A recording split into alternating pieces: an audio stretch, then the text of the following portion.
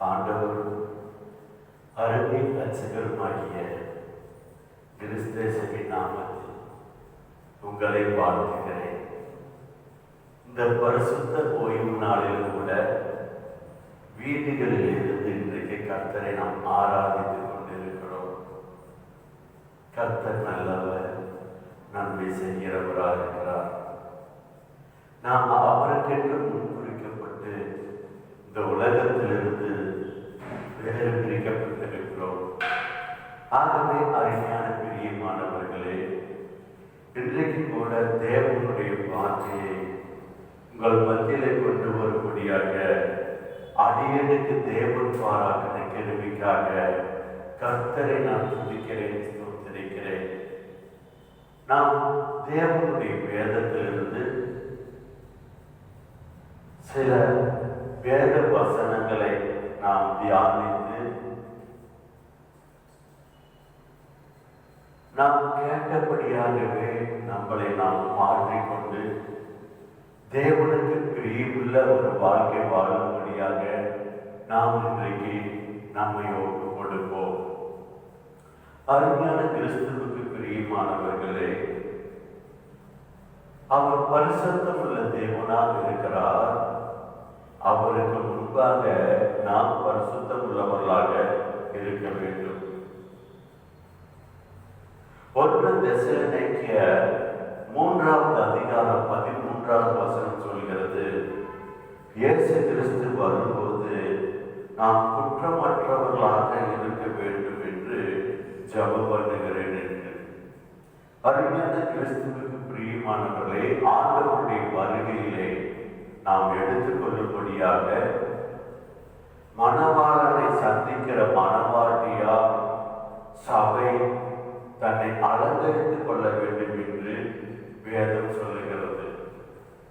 அவருடைய வருகையிலே திருச்சபை எடுத்துக் கொள்ளப்பட வேண்டும் என்றால் அவருடைய சபையால் பரிசுத்தம் உள்ளவர்களாக இருக்க வேண்டும் என்று கர்த்தருடைய வேதம் சொல்லுகிறது.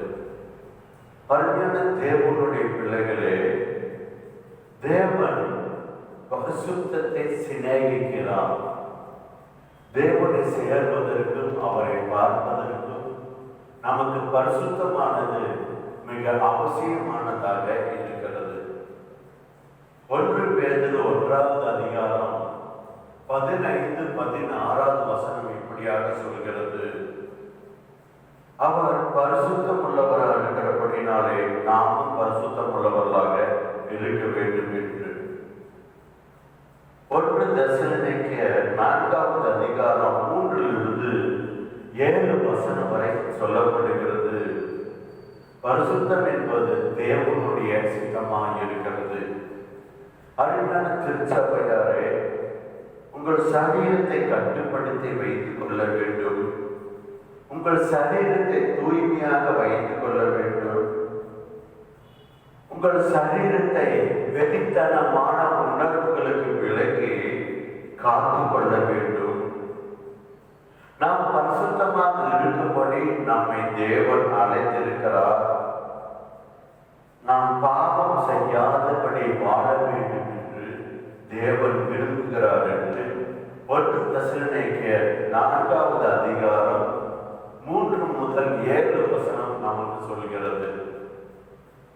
1 தெசலோனிக்கேயர் 4வது அதிகாரம் 7வது வசனம், பரிசுத்தம் என்பது தேவனுடைய அழைப்பு என்று சொல்லப்படுகிறது. நாம் பரிசுத்தமாக இருக்கும்படியாகவே தேவன் நம்மை அழைத்திருக்கிறார்.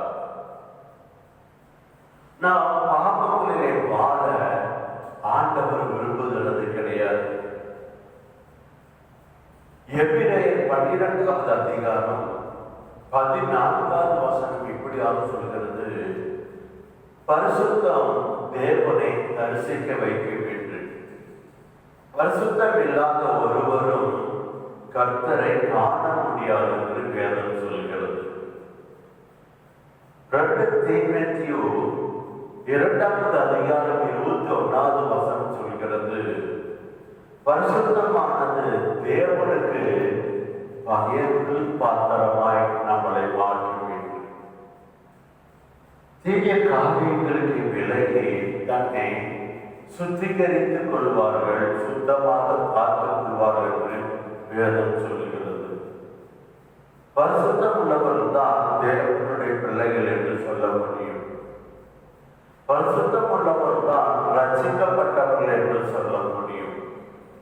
பரிசுத்தம் உள்ளவர்கள் தான் தேவனுக்கு விருப்பமானவர்கள் என்று சொல்ல முடியும்.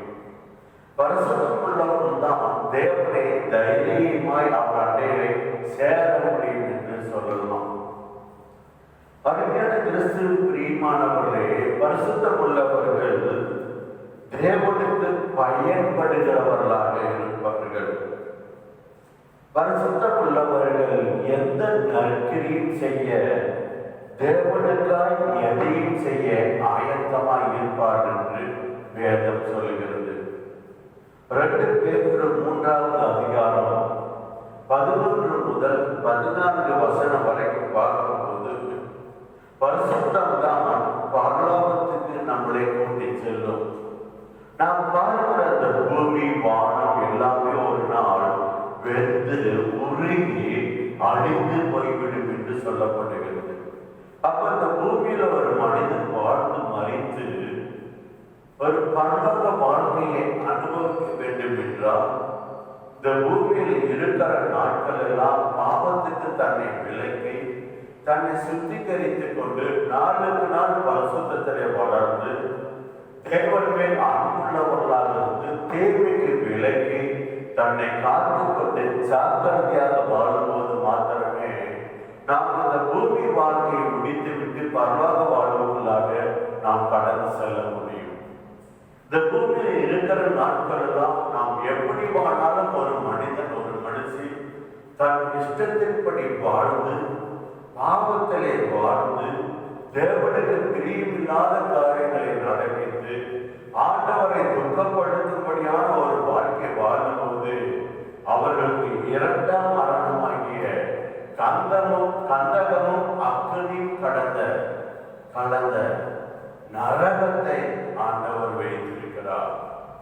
ஆகவே நாம் மன்னிக்கப்படும்படியாக, நம் பாவம் கழுவும்படியாக, நம் பாவத்திலிருந்து மீட்டெடுக்கும்படியாக, ஒருவரும் சேரப்படாத ஒளியிலே வாசம் செய்த தேவாதி தேவன், சர்வ வல்லவர், அண்ட சராசரங்களை அடக்க ஆளுகை செய்கிறவர், எல்லாவற்றையும் சிருஷ்டித்த தேவன், தேவகுமாரனாய் இந்த பூமியில பிறந்து 33.5 வருடம் இந்த பூமியிலே வாழ்ந்து நமக்காக சிலுவையை சுமந்து நமக்காக சிலுவையிலே தண்டிக்கப்பட்டு தன்னுடைய சரீரத்தை தண்டனைக்கு ஒப்பு கொடுத்தப்பட்டு தன்னுடைய கடைசி சொட்டு ரத்த வரைக்கும் இந்த பூமியிலே சிந்தினார். ஏனென்றால் மனிதன் செய்த பாவத்துக்கான தண்டனையை மனிதன் அனுபவிக்க வேண்டும்.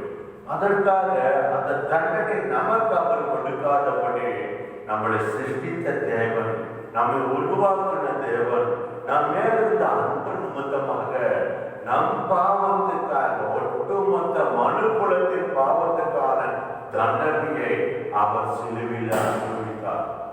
அருமையான திருச்சபையே, நீங்கள் செய்த இந்த ஒவ்வொரு மனிதனும் செய்த எல்லா மனிதர்களுக்குண்டான பாவங்களுக்குண்டான தண்டனையை அவர் சிலுவையிலே அனுபவித்து ரத்தம் சிந்து மறித்து அடக்கம் பண்ணப்பட்டு பிதாவினால் 3ஆம் நாள் உயிரோடு கூட எழுப்பப்பட்டு இன்றைக்கும் ஜீவனுள்ள தேவனாய் உயிருள்ளவராய் நம் ஆண்டவர் இருக்கிறார்.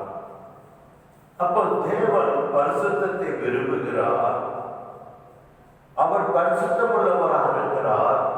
நாமும் பரிசுத்தமுடையவர்களாக இருக்க வேண்டும். அப்ப இன்றைக்கு சில வேத வசனங்களை நாம் தியானித்து பரிசுத்தத்தை குறித்து, பரிசுத்த வேதத்தில் ஏராளமான காரியங்கள் எழுதப்பட்டிருந்தாலும், ஆவியானவரால் நமக்கென்று எழுதி வைக்கப்பட்டிருந்தாலும், இன்றைக்கு நாம் சில வேத வார்த்தையை நாம் தியானித்து அதற்கு நம்மை ஒப்பு கொடுத்து தேவன் விரும்புகிற ஒரு வாழ்க்கை வாழ இன்றைக்கு நாம் அர்ப்பணித்து ஜெபிக்க வேண்டியது மிக அவசியமானதாக இருக்கிறது. தேவனின் பரிசுத்தத்தையும் பிரிக்கவே முடியாது. பாவத்தையும் தேவனையும் ஒருபோதும் சேர்க்க முடியாது. ஏனென்றால் அவர் பரிசுத்தர். இருளுக்கும் வெளிச்சத்துக்கும் எந்த சம்பந்தமும் கிடையாது. நீங்களும் நானும் வெளிச்சத்துக்குரியவர்களாக இருக்கிறோம். வெளிச்சத்துக்குரியவர்களாக இருக்கிற நாம் இருளுக்கு நம்முடைய வாழ்க்கையை இடம் கொடுக்க கூடாது என்று கர்த்தர் விரும்புகிறார். அருமையான தேவனுடைய பிள்ளைகளே, 1 பேதுரு 1வது அதிகாரம் 15வது வசனம் சொல்லுகிறது, நம்முடைய எல்லா நடக்கையிலும் நாம் பரிசுத்தம் உள்ளவர்களாக இருக்க வேண்டும் என்று. 1 பேதுரு 1வது அதிகாரம் 15வது வசனம், உங்களை அழைத்தவர் பரிசுத்தராக இருக்கிறது போல நீங்களும் உங்கள் நடக்கையில் எல்லாவற்றிலும் பரிசுத்தராக இருக்கிறது ஆண்டவர் சொல்லுகிறார். இந்த பூமியிலே நாம் அநேக மனிதர்கள் மத்தியிலே நாம் வாழ்ந்து கொண்டிருக்கிறோம். ஆனால் நம்முடைய வாழ்க்கையை பார்த்தே அவர்கள் நம்மளோடு பழகுகிறவர்களாக இருக்கிறார்கள், நம்மளை நேசிக்கிறவர்களாக இருக்கிறார்கள், நம்மேல் அன்பு காட்டுகிறவர்களாக இருக்கிறார்கள். நமக்கு குழந்தைகள் உண்டு.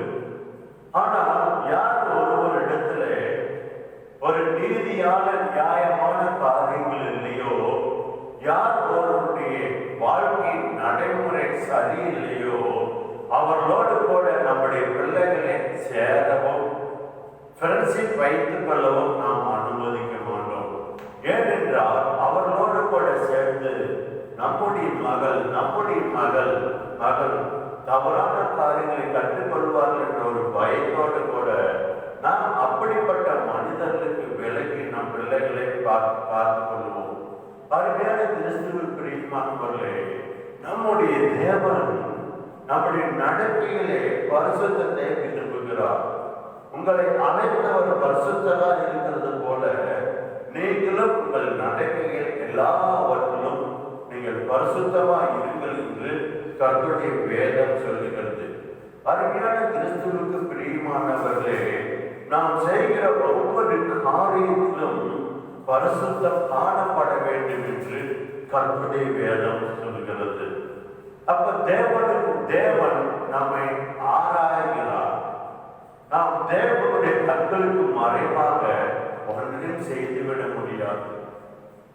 ஆகவே அருமையான திருச்சாவியாரே, உங்களை ஒன்று பார்த்து கொண்டிருக்கிற, உங்கள் காரியங்களை கவனித்துக் கொண்டிருக்கிற பரிசுத்த தேவனுக்கு முன்பாக உங்களுடைய ஒவ்வொரு காரியமும், நீங்கள் செய்கிற எல்லா காரியமும் பரிசுத்தமாக இருக்க வேண்டும் என்று தேவனுடைய வேதம் நம் இடத்துல எதிர்பார்க்கிறது.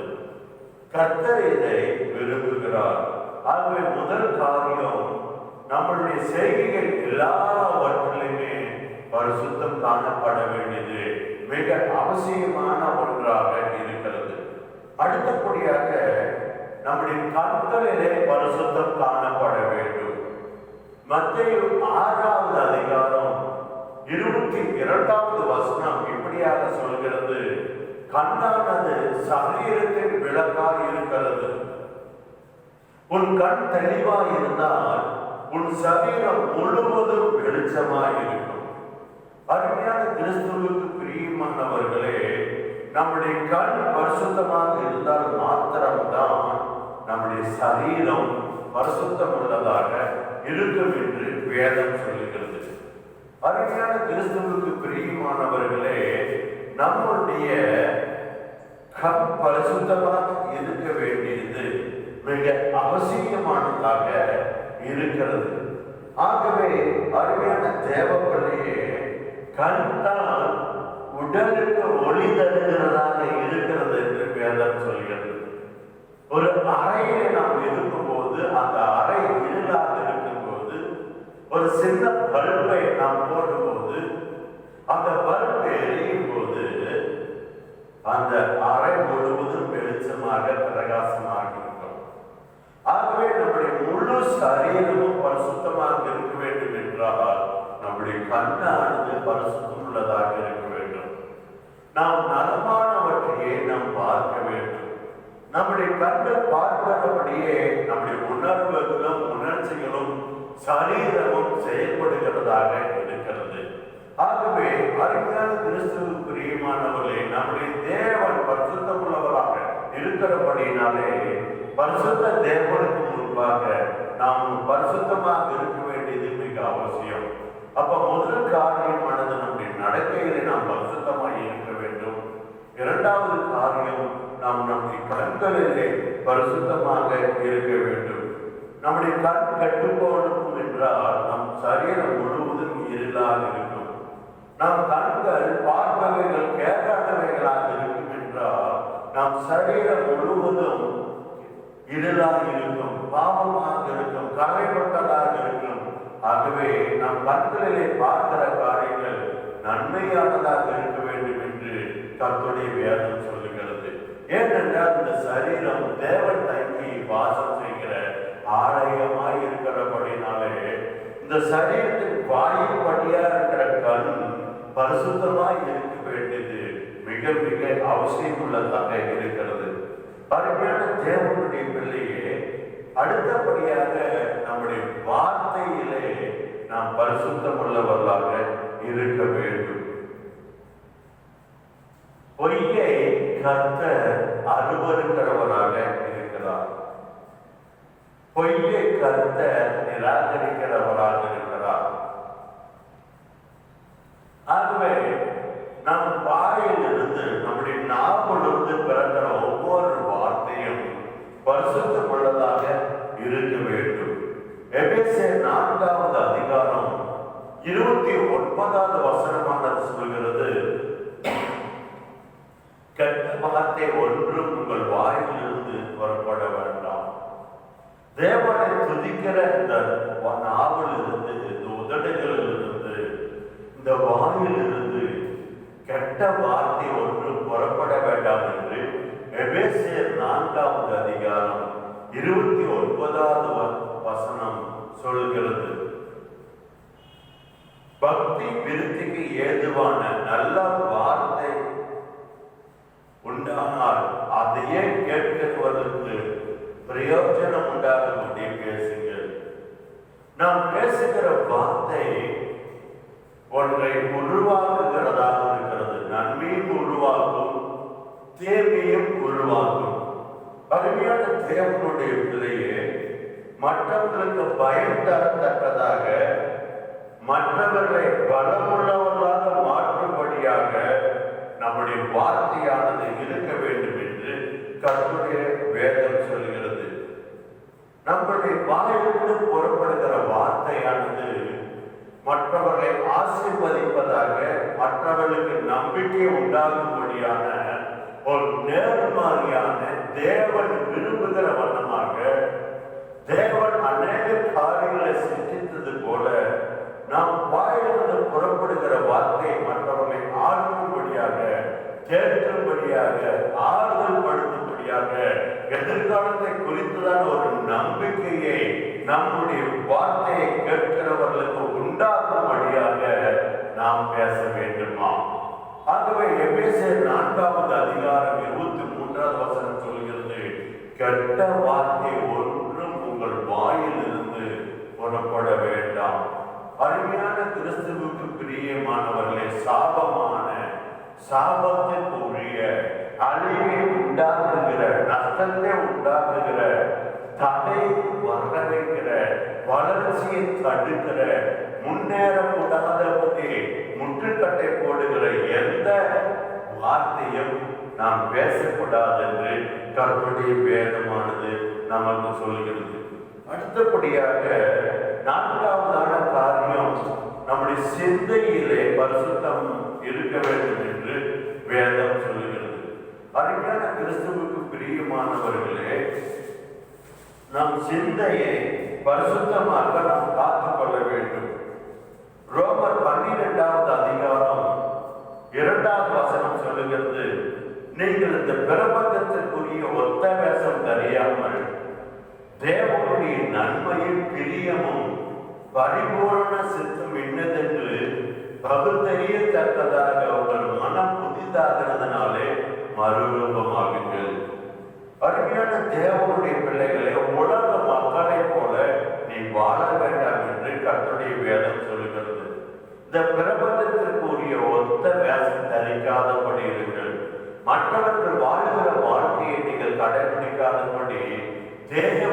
விரும்புகிறபடி நாம் வாழ வேண்டுமா?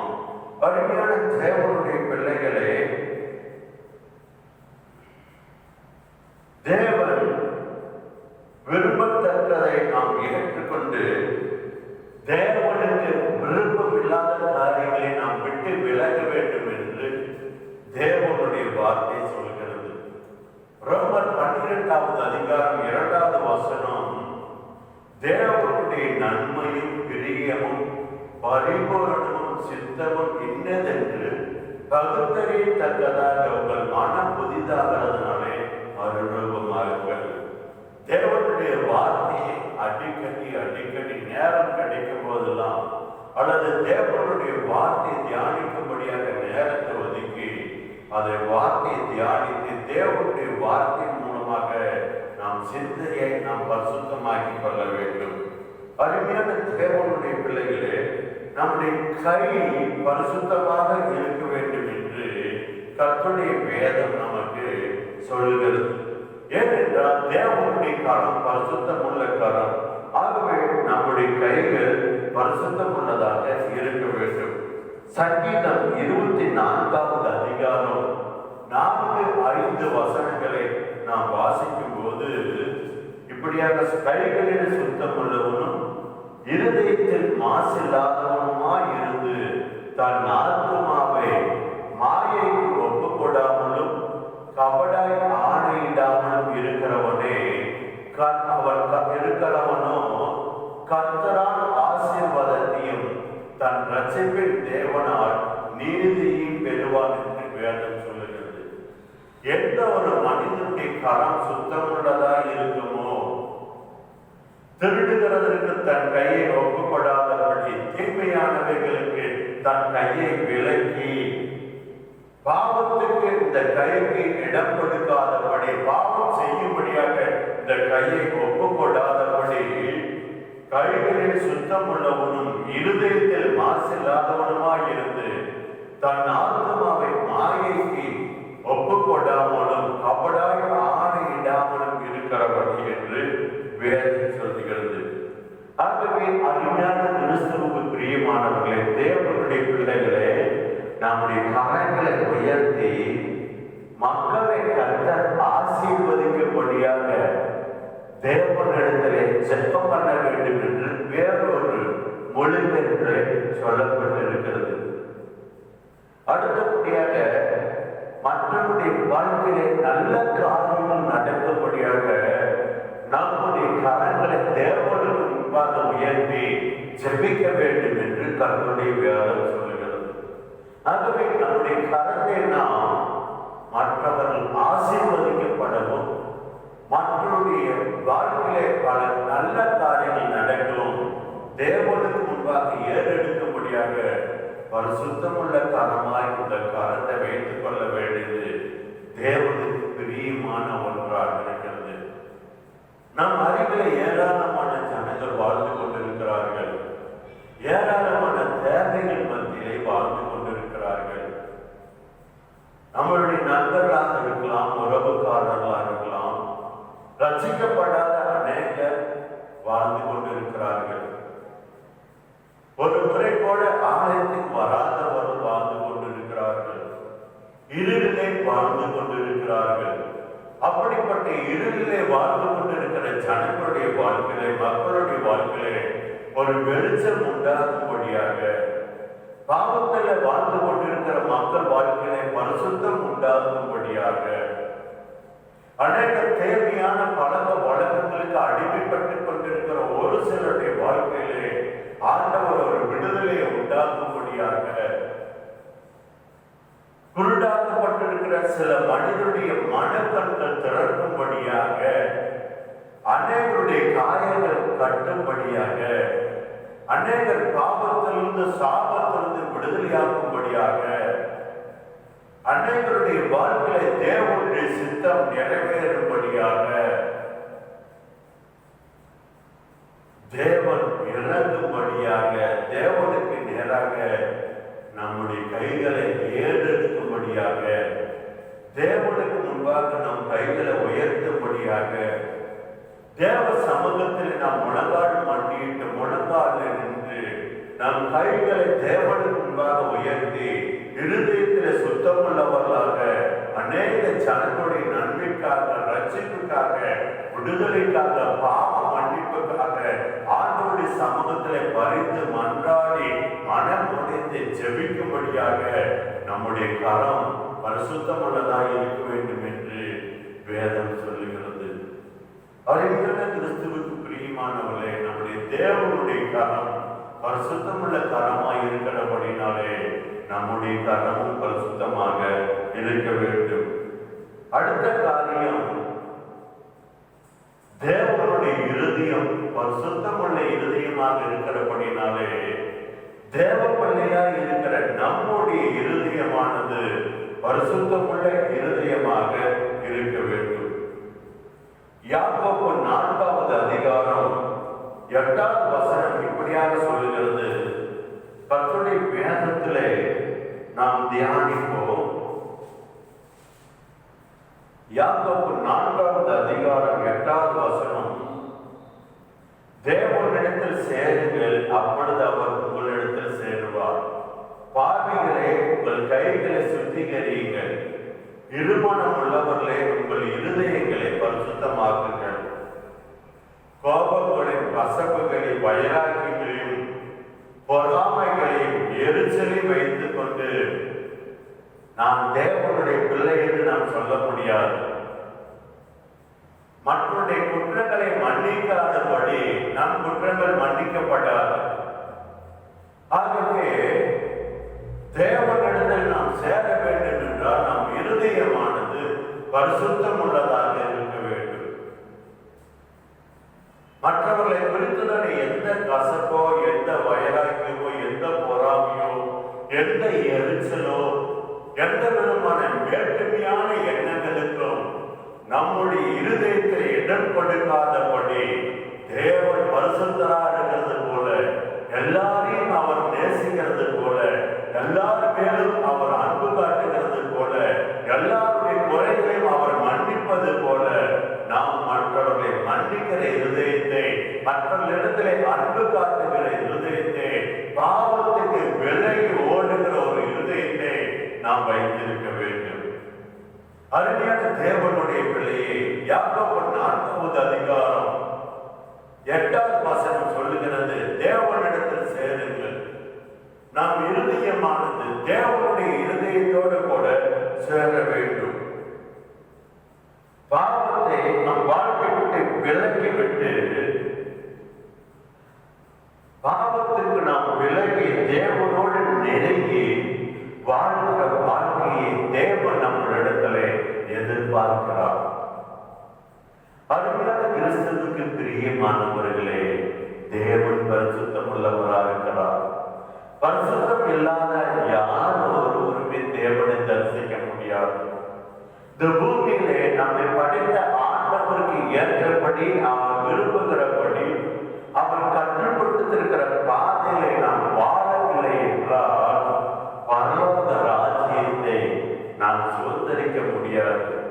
ஆகவே உலகத்துக்கு ஒத்த வேஷம் தெரியாதபடி, உலகத்துக்கு ஒத்து போகாதபடி, நம்ம சுற்றி இருக்கிற மக்கள் வாழ்கிற அந்த வாழ்க்கையை நாம் வாழாதபடி, அருமையான தேவப்பிள்ளையே, இருதயம் பரிசுத்தமாக இருக்க வேண்டியது மிக மிக மிக மிக அவசியம் உள்ளதாக இருக்கிறது. ஏனென்றால் இருதயம் பரிசுத்தமாக இருந்தால்தான் நம்மை படைத்த ஆண்டவரிடத்திலே நாம் சேர முடியும்.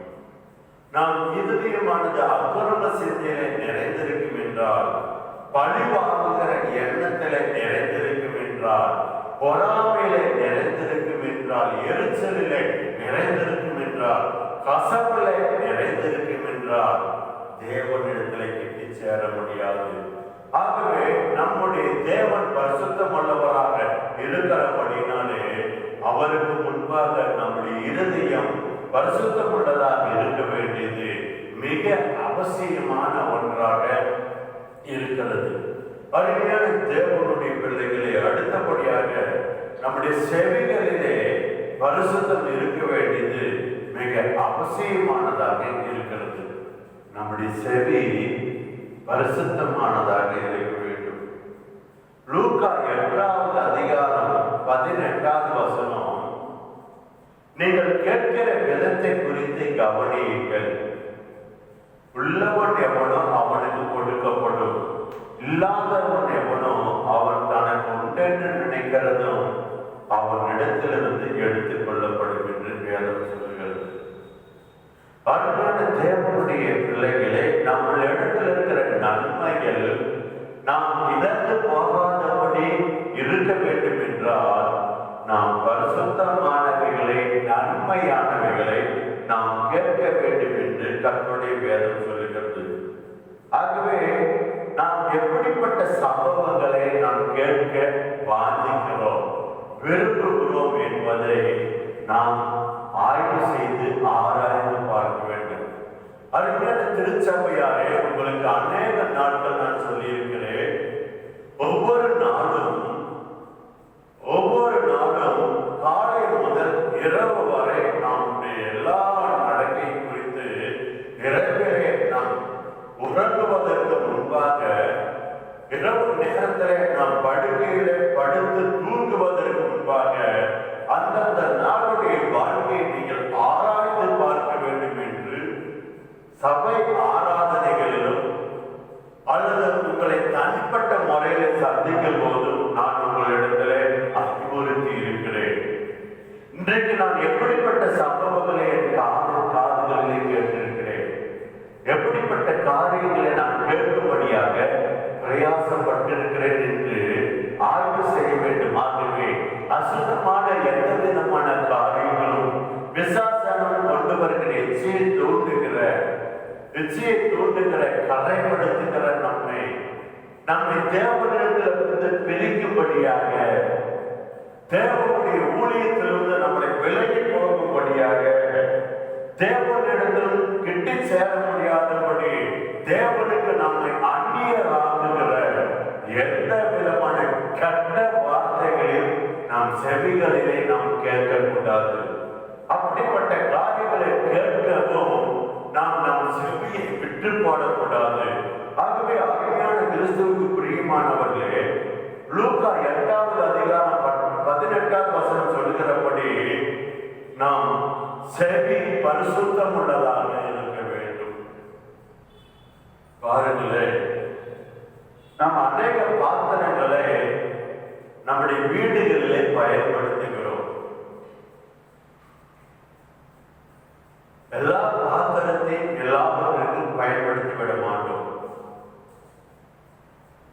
சமையல் செய்வதற்கு சில பாத்திரங்களை பயன்படுத்துவோம். நாம் உடுத்துகிற உடைகளை சுத்தமாக்கும்படியாக சில பாத்திரங்களை பயன்படுத்துவோம்.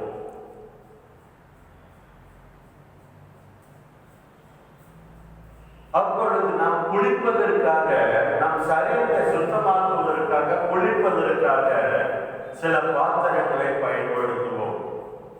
ஆனால் பிரியமானவர்களே, குளிப்பதற்கான பாத்திரத்தை எடுத்து சமையலுக்கு நாம் பயன்படுத்த மாட்டோம்.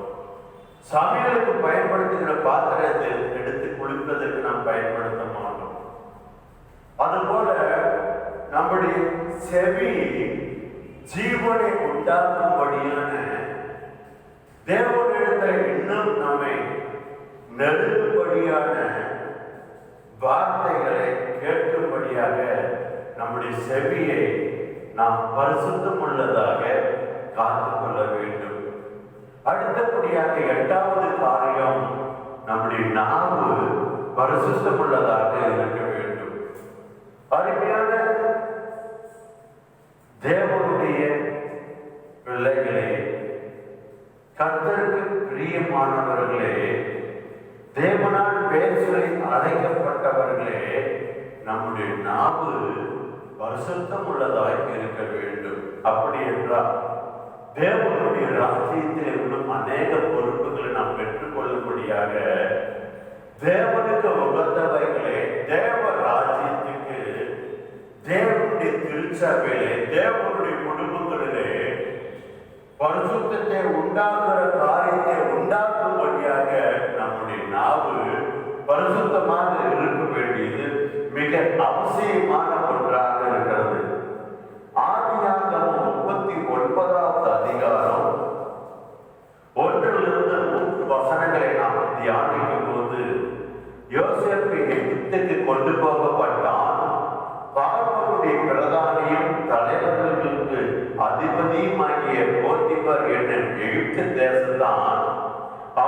அவனிடத்திற்கு கொண்டு வந்த இஸ்மவேலரிடத்தில் விலைக்கு வாங்கினான். தன்னுடைய அண்ணத்தாலே யோசேப்பு பகைக்கப்பட்டு குளிக்கை போடப்பட்டு தன் தகப்பனை விட்டு யோசேப்பை பிரித்து இஸ்மவேலரிடத்தில் விலைக்கு விட்டு விடுகிறார்கள். இப்பொழுது இஸ்மவேலர்கள் யோசேப்பை எகிப்துக்கு கொண்டு போகிறார்கள். அங்கு எகிப்திலே பார்வோனுடைய பிரதானி தலையாதிகளுக்கு அதிபதியாகிய போத்திபர் என்னும் எகிப்து தேசத்தான் அவனை விலைக்கு வாங்கினவர்களிடத்திலிருந்து விலைக்கு வாங்குகிறான். அருமையான தேவனுடைய பிள்ளைகளே, ஆதியாகமம் 39வது அதிகாரம் 2வது வசனம் சொல்லுகிறது, கர்த்தர் யோசேப்போடு கூட இருந்தார். அவன் எங்கே இருந்தான் என்பது முக்கியமில்லை. அவன் தகப்பனிடத்தில் இருந்தான். அவன் சகோதரர்களை பகைக்கப்பட்டான், குழியிலே போடப்பட்டான், விலைக்கு விற்கப்பட்டான். இஸ்மவேலரிடத்தில் இப்பொழுது இருந்தான்.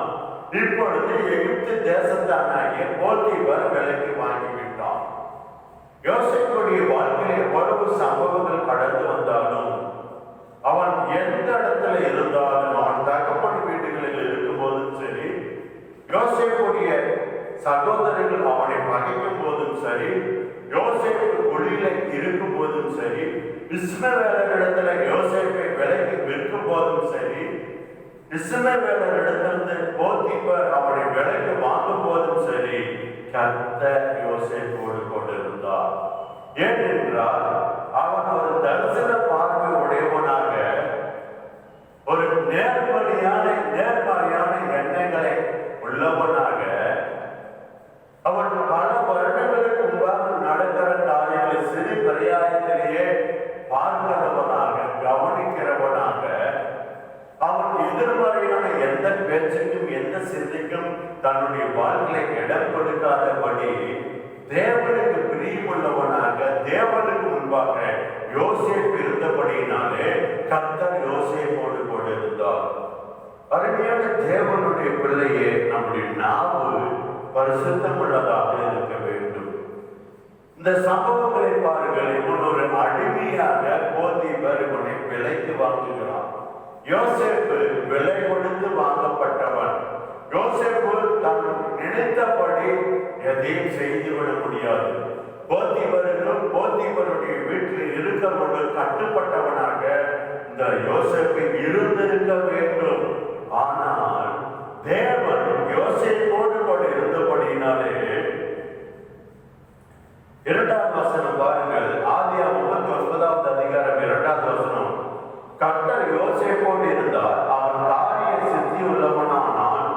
அவன் எகிப்தியனாகிய தன் எஜமானுடைய வீட்டில் இருந்தான். கர்த்தர் அவனோடு இருக்கிறார் என்றும், அவன் செய்கிற யாவையும் கர்த்தர் வாய்க்கப்படுகிறார் என்றும் அவன் எஜமான் பார்க்கிறான், போத்திபர் பார்க்கிறான். யோசேப்பு சொல்லுகிற காரியம் எல்லாம் ஜெயமாக மாறுகிறது.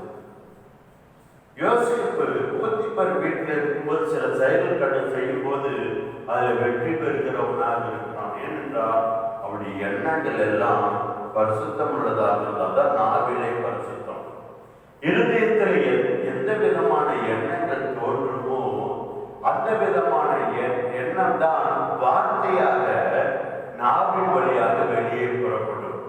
அப்ப அருமையான திருச்சபையாரே, நீங்கள் இன்றைக்கு ஒரு குடும்பத்தோடு இருக்கிறீர்கள், உங்கள் கணவனோடு இருக்கிறீர்கள், உங்கள் மனைவியோடு இருக்கிறீர்கள், உங்கள் பிள்ளைகளோடு கூட இருக்கிறீர்கள், இன்றைக்கு ஒரு திருச்சபையில் இருக்கிறீர்கள், உங்கள் பெற்றோரோடு கூட இருக்கிறீர்கள், குழந்தையோடு கூட இருக்கிறீர்கள். நீங்கள் ஒரு வேறொரு இடத்துல ஒரு வேலை செய்கிறவர்களாக இருக்கலாம், அரசாங்க வேலையில் இருக்கிறவர்களாக இருக்கலாம், அல்லது ஊழியத்தை நடப்பிக்கிறவர்களாக இருக்கலாம், சொந்தமாக சிறு தொழில் செய்கிறவர்களாக இருக்கலாம், அல்லது நல்ல ஒரு பிசினஸ் செய்கிறவர்களாக இருக்கலாம், திறனான வேலைக்காரர்கள் வைத்து நீங்கள் வேலை வாங்குகிறவர்களாக இருக்கலாம். அப்போ தேவனுடைய வேதம் சொல்லுகிறது, ஆண்டு பரிசுத்தமாக இருக்க வேண்டும் என்றால் நம்முடைய நாவு பரிசுத்தமாக இருக்க வேண்டும். அப்பொழுது நம்முடைய இருதயத்தில் எண்ணுகிற எண்ணங்கள் இன்றைக்கு எப்படியாக இருக்கிறது? உங்கள் மனைவி குறித்துதான் எண்ணம், உங்கள் கணவனை குறித்துதான் எண்ணம், உங்கள் மனைவியுடைய வாழ்க்கை, கணவனுடைய வாழ்க்கை, பிள்ளைகளுடைய வாழ்க்கை, உங்கள் குடும்பத்தின் காரியத்தை குறித்துதான் எண்ணம், உங்களுடைய தொழில், பிசினஸ், வருங்கால வாழ்க்கை, உங்களுடைய சபை குறித்துதான் எண்ணம், சபை தலைவர்கள், போதகர்களை குறித்துதான் எண்ணம். எப்படி இருக்குதோ அப்படியே உங்கள் வாழ்க்கை தனிப்பட்ட காரியமானது ஆசீர்வதிக்கப்படும். அவன் அண்ணன்களாலே பகைக்கப்பட்டிருந்தாலும், குழியிலே அவனை போடப்பட்டிருந்தாலும், வேற கையிலே விலைக்கு விற்கப்பட்டிருந்தாலும், போத்திபார் இவனை விலை கொடுத்து வாங்கியிருந்தாலும், அடிமை என்கிற ஒரு எண்ணத்தை விட்டு அப்பாற்பட்டவனாக நான் தேவனுடைய பிள்ளை, தேவனுக்கு பிரியமானவைகளை செய்கிறவனாக இருக்கிறேன் என்கிற ஒரு நன்மையான ஒரு எண்ணத்தோடு கூட அதை இருதயத்தில் நினைக்கிறவனாக, நாவலை பேசுகிறவனாக அவன் இருந்தான். ஆகவே தேவன் அவனோடு கொண்டிருந்து அவனுடைய எல்லா நடக்கைகளையும் எல்லா காரியங்களையும் ஆசீர்வதித்தார். அருமையான தேவ பிள்ளையே, பரிசுத்த தேவனுடைய கரம் உங்களோடு கொண்டிருந்து உங்கள் குடும்பத்தாரை, உங்கள் பிள்ளைகளை, உங்கள் கணவனை, உங்கள் மனைவியை, உங்களுடைய வாழ்க்கையை, உங்களுடைய எதிர்காலங்களை ஆசீர்வதிக்கப்பட வேண்டும் என்றால் உங்களுடைய நாவு பரிசுத்தமாக இருக்க வேண்டும். உங்களுடைய நாவிலிருந்து புறப்படுகிற உங்களை குறித்ததான வார்த்தை, உங்களுடைய எதிர்காலத்தை குறித்ததான வார்த்தை, உங்களுடைய கணவனை குறித்ததான வார்த்தை, உங்கள் மனைவியை குறித்ததான வார்த்தைகள், உங்கள் பிள்ளைகளை குறித்ததான வார்த்தைகள் பரிசுத்தமுள்ளதாக இருக்க வேண்டும்.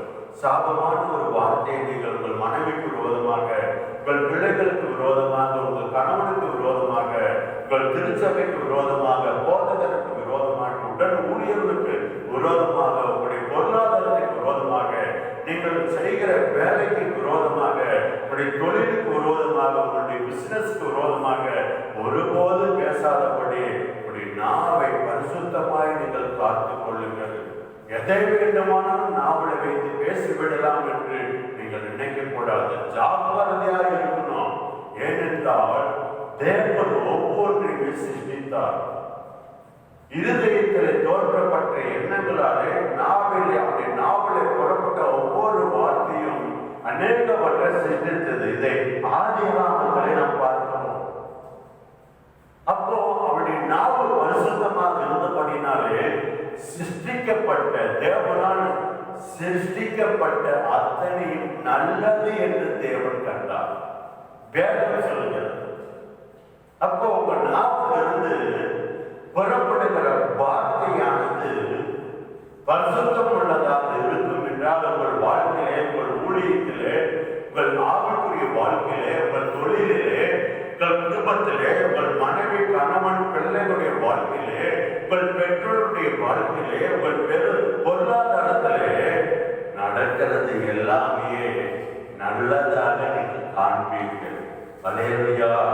அடுத்தபடியாக 9வது வசனம் சொல்லுகிறது, நம்முடைய கால்கள் பரிசுத்தம் உள்ளதாக இருக்க வேண்டும் என்று வேதம் சொல்லுகிறது. நீதிமொழிகள் 4வது அதிகாரம் 26வது வசனம் இப்படியாக சொல்லுகிறது, உன் கால் நடையை சீர்தூக்கிப்பால் உன் வதிகள் எல்லாம் நிலவரப்பட்டிருப்பதாக. அருமையான தேவனுடைய பிள்ளைகளே, அடுத்தது 27வது வசனம், வலது புறமாவது இடது புறமாவது சாயாது உன் காலை தீமைக்கு விலகுவாயாக. நம்முடைய கால், நம்முடைய நடக்கை, நம்முடைய கால் பரிசுத்தமாய் இருக்க வேண்டுமா? நேர்மையான பாதையிலே நாம் நடக்கிறவர்களாக இருக்க வேண்டும். நேர்மையானவைகளை செய்கிறவர்களாக திருச்சபையாரே நீங்கள் எச்சரிக்கையாக இருக்க வேண்டும். அப்படி இருக்கும்போது உன் வாழ்க்கையிலே, உன் எதிர்காலத்திலே, உன் ஊழியத்திலே எந்த தடையும் இராதபடி உன் பிள்ளைகள் எல்லாம் நிலவரப்பட்டிருக்கிறார் என்று நீதிமொழிகள் 4வது அதிகாரம் 26வது வசனம் சொல்லுகிறது. உங்களுடைய எதிர்காலம் நன்மையாக இருக்க வேண்டும். உங்களுடைய எதிர்காலத்தின் வழி, நீங்கள் போகிற பாதையிலே, இந்த பரிசுத்த பிரயாணத்திலே, இந்த பரலோக வாழ்க்கைக்கு நேராக வாழ்ந்து கொண்டிருக்கிற, பரலோகத்துக்கு நேராக நாம் பிரயாணப்பட்டு கொண்டிருக்கிறோம். ஒவ்வொரு நாளும் பாருங்கள், ஒவ்வொரு நாளும் முடியும் போது, ஒவ்வொரு வருடமும் நம்முடைய வாழ்க்கையில முடியும் போது, ஒரு புது வருடம் நம்முடைய வாழ்க்கையை தோன்றும் போது, ஒரு புது மாதம் நம்முடைய வாழ்க்கையை தோன்றும் போது, ஒரு புதிய மாதம் நம்முடைய வாழ்க்கையை தோன்றும் போது, நாம் பரலோகத்தை சேர்த்து கொண்டே இருக்கிறோம். அந்த நித்தியத்துக்கு நேராக அருகிலே போய்கொண்டே இருக்கிறோம். இதுதான் அதனுடைய அர்த்தம். ஆண்டவரே, ஒரு வருடத்திற்கு புது வருடத்தை தந்தீரே, ஸ்தோத்திரம் ஆண்டவரே என்று சொல்லுகிறோம். ஆண்டவரே, கடந்த வருடமெல்லாம் என்னை காத்து ஒரு புதிய வருடத்தில் என்னை நடத்தி கொண்டு வந்தீங்களே, நன்றி அப்பா என்று சொல்லுகிறோம். அப்படி அதுதான் என்ன? ஆண்டவரே, என்னை நித்திய ஜீவனுக்கு மிக அருகிலே கொண்டு வந்திருக்கிறீங்களே, பரலோகத்துக்கு சமயமா என்னை கொண்டு வந்திருக்கிறீரே, உம்முடைய வருகைக்கு சமயமா என்னை கொண்டு வந்திருக்கிறீரே, உம்முடைய வருகையில நான் எடுத்துக் கொள்ளும்படியாக ஆண்டவரே துரிதமாய் என்னை நடத்தி கொண்டு வருகிறீரே, உமக்கு நன்றி ஆண்டவரே என்று சொல்லிக்கொள்ள நாம் அதற்கு அர்த்தங்களை கொள்ளலாம். அருமையான தேவனுடைய பிள்ளைகளே, நம்முடைய வழி நிலவரப்பட்டு இருக்க வேண்டும் என்றால், தடைகள் இல்லாதபடி நீங்கள் இருக்க வேண்டும் என்றால், நீங்கள் உங்களுடைய கால் நடையை சீர்தூக்கி பார்க்கணும். உங்களுடைய பிரயாணத்தை நீங்கள் ஆய்வு செய்யும். கால் இன்னைக்கு எங்க போகுது? உங்கள் கால் எங்க போகுது? நீங்கள் விட்டு விட்டு புறப்படுகிறீர்கள், அல்லது வேலை ஸ்தலத்தை விட்டு புறப்படுகிறீர்கள், சபையை விட்டு புறப்படுகிறீர்கள், உங்கள் கணவனிடத்தில் சொல்லிவிட்டு, உங்கள் மனைவியிடத்தில் சொல்லிவிட்டு, உங்கள் பிள்ளைகளிடத்தில் சொல்லிவிட்டு, உங்கள் பெற்றோரிடத்தில் சொல்லிவிட்டு ஏதோ ஒரு இடத்துக்கு நீங்கள் பிரயாணப்படுகிறீர்கள். அந்த நடையை நீங்கள் சீர்தூக்கி பார்க்க வேண்டும் என்று வேதம் சொல்கிறது. அருமையான தேவனுடைய பிள்ளையே, உடைய பாதைகள் தடைகள் இல்லாதபடி, வழியில் தடைகள் இல்லாதபடி இருக்க வேண்டும் என்றால் நீங்கள் நேர்மையான பாதையை நடக்க வேண்டும். ஆகவே உடைய கால், நீங்கள் நடக்கிற வழி பரிசுத்தம் உள்ளதாக இருக்க வேண்டும். அடுத்ததாக ஆவியிலே நாம் பரிசுத்தம் உள்ளவர்களாக இருக்க வேண்டும். 2 கொரிந்தியர் 7வது அதிகாரம் 1வது வசனம் இப்படியாக சொல்லுகிறது. கர்த்தருடைய வேதத்தை எடுத்து நாம் வாசிப்போம். 2 கொரிந்தியர் 1வது அதிகாரம்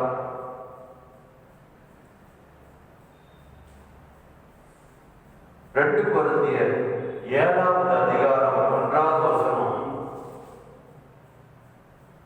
இப்படிப்பட்ட வாக்குத்தத்தங்கள் நமக்கு உண்டாயிருக்கிறபடியினால், பிரியமானவர்களே, மாம்சத்துக்கும் ஆவியிலும் உண்டான எல்லா அசுசியும் நீங்க நம்மை சுத்திகரித்துக் கொண்டு பரிசுத்தமாகுதலை தேவ பயத்தோடு பூரணப்படுத்த கடவுள். அல்லேலூயா. நமக்கு ஆண்டவர் ஏராளமான வாக்குத்தத்தங்களை தந்திருக்கிறார். நம்மளோடு உடன்படிக்கை பண்ணியிருக்கிறார். சிலுவையில் சிந்தப்பட்ட ரத்தத்தின் மூலமாக நம்மோடு உடன்படிக்கை பண்ணப்பட்டிருக்கிறார். வேதத்தை ஆதியாகமத்திலிருந்து வெளிப்படுத்தின விசேஷம் வரைக்கும் நாம் தியானிக்கும் என்றால் அநேக வாக்குத்தத்தங்களை, உடன்படிக்கை, நியமங்களை, அநேக சம்பவங்களை நாம் ஆராய்ந்து பார்க்க முடியும். அருமையான தேவனுடைய நமக்கு தேவனுடைய வார்த்தை இருக்கிறது, தேவனுடைய உடன்படிக்கை இருக்கிறது. ஆகவே பிரியமானவர்களை பாருங்கள், இந்த வேத வசனம் எவ்வளவு அழகாக சொல்கிறது. 2 கொரிந்தியர் 7வது அதிகாரம் 1வது வசனம். பிரியமானவர்களே, மாம்சத்திலும் ஆவியிலும் உண்டான எல்லா அசுசியும் நீங்க நம்மை சுத்திகரித்துக் கொண்டு பரிசுத்தமாகுதலை தேவ பயத்தோடு பூரணப்படுத்த கடவோம் என்று வேதம் சொல்லுகிறது. அசுத்தமான காரியங்களை விட்டு நாம் விலகி இருக்க வேண்டும். நம்மை தூய்மையாக நம்மை காத்து கொள்ள வேண்டும்.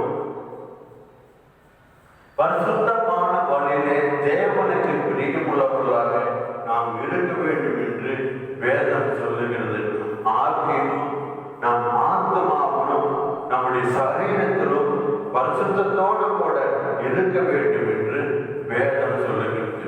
அருமையான கிறிஸ்துவுக்கு பிரியமானவர்களே, நம்முடைய ஆவி, ஆத்மா, சரீரத்தை நாம் பரிசுத்தம் உள்ளவர்களாக நாம் காத்துக்கொள்ள வேண்டும் என்று கர்த்தருடைய வேதம் சொல்லுகிறது.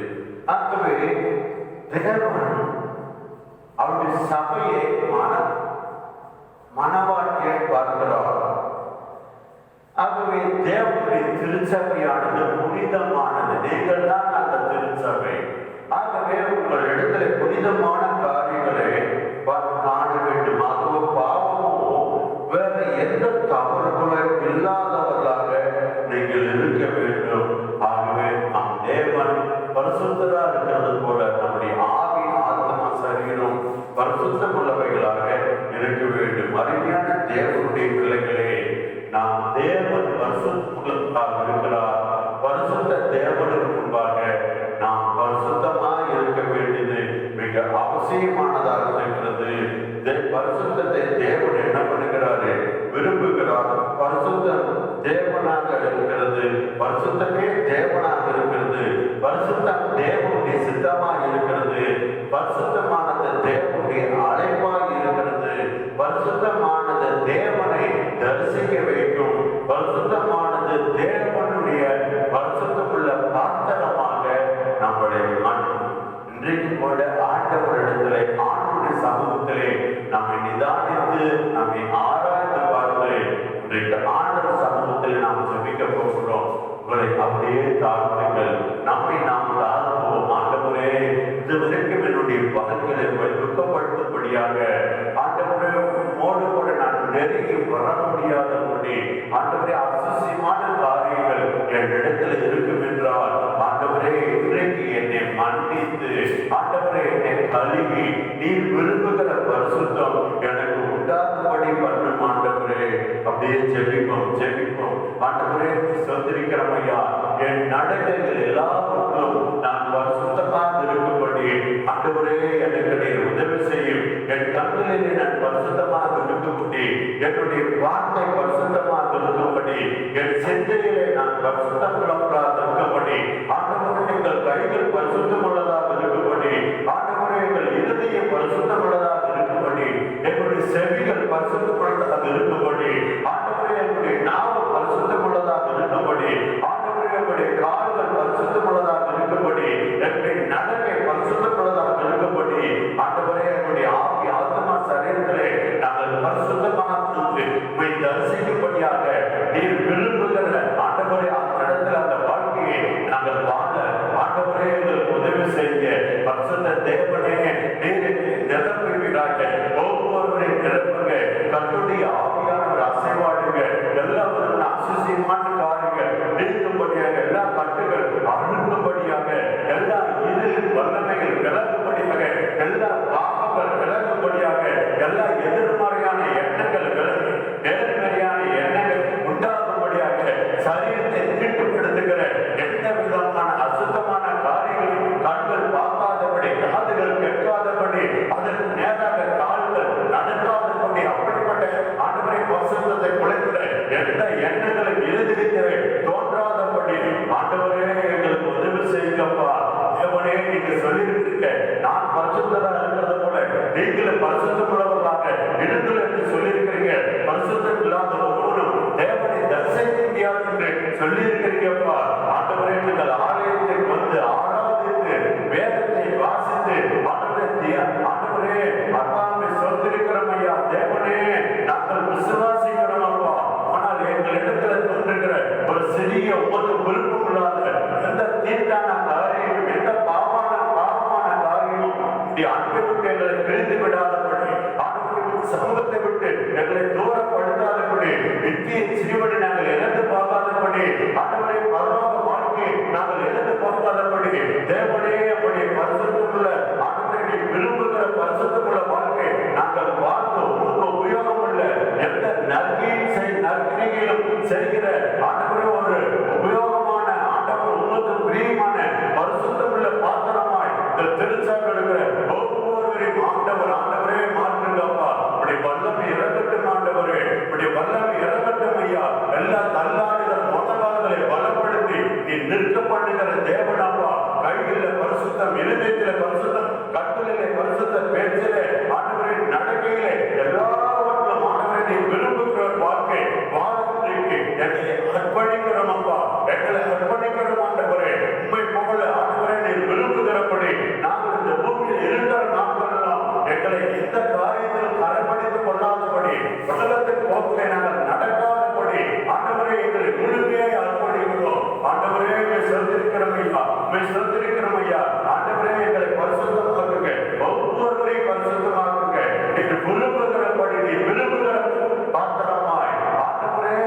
நீங்க என்ன செய்ய சொல்கிறீரோ, ஆண்டவரே எதற்காக எங்களை அழைத்திருக்கிறீரோ அதற்கு தகுதியுள்ளவர்களாக எங்களை மாற்றுங்கப்பா.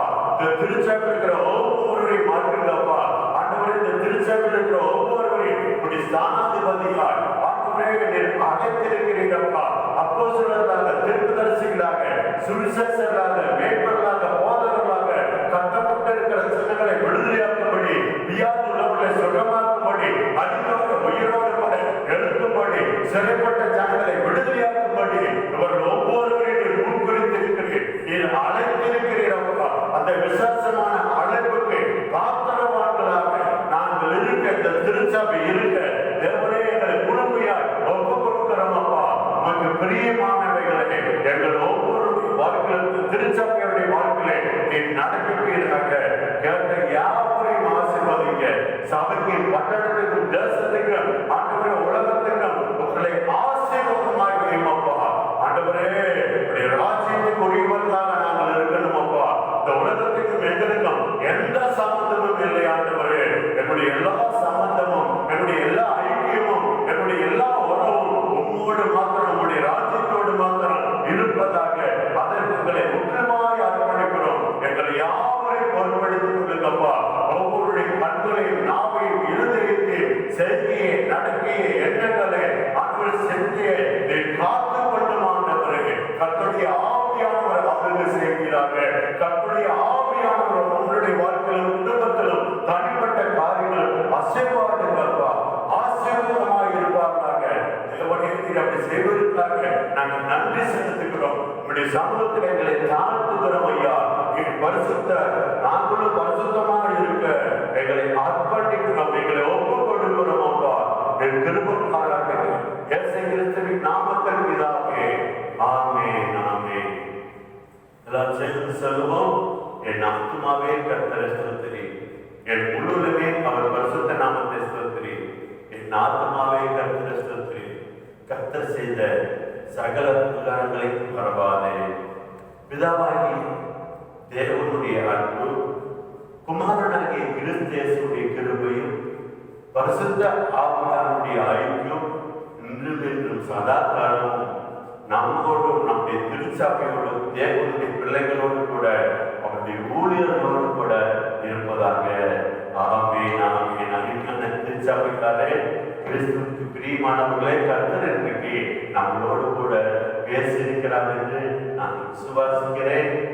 நாங்கள் உங்களை அர்ப்பணிங்கள். நீங்கள் தொடர்ந்து நம்முடைய திருச்சபைக்காக, ஜீசஸ் மினிஸ்ட்ரி என்ற ஊழியத்திற்காக, ஊழியத்தில் இருக்கிற போதகர்களுக்காக, உடல் ஊழியர்களுக்காக, ஆண்டவர் அந்த ஊழியத்திற்கு தந்த தரிசனத்திற்காக, இந்த ஊழியத்துடைய எல்லா தேவைகளும் சந்திக்கும்படியாக நீங்கள் ஜெபித்துக் கொள்ளுங்கள். கர்த்தர் உங்களை ஆசீர்வதிப்பார். நீங்கள் வானத்தை பூமி உண்டாக்கின சர்வ வல்லவராலே முன்குறிக்கப்பட்டு அவர்